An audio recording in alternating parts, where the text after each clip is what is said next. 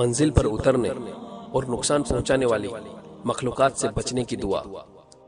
رسول اللہ صلی اللہ علیہ وسلم نے فرمایا، جو شخص شام کو 3 مرتبہ یہ دعا پڑھے گا تو اس کو اس رات کوئی بھی زہریلی چیز نقصان نہیں پہنچائے گی۔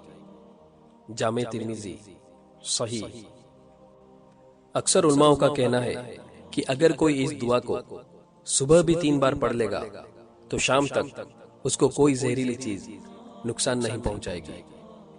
اعوذ بکلمات اللہ التامات من شر ما خلق، پناہ مانگتا ہوں میں اللہ کی پورے کلمات کے ذریعے ہر اس چیز کی برائی سے جو اس نے پیدا کی ہے۔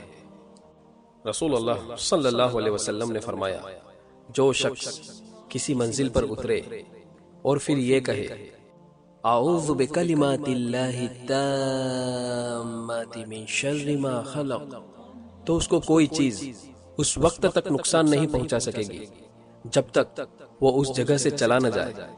صحیح مسلم۔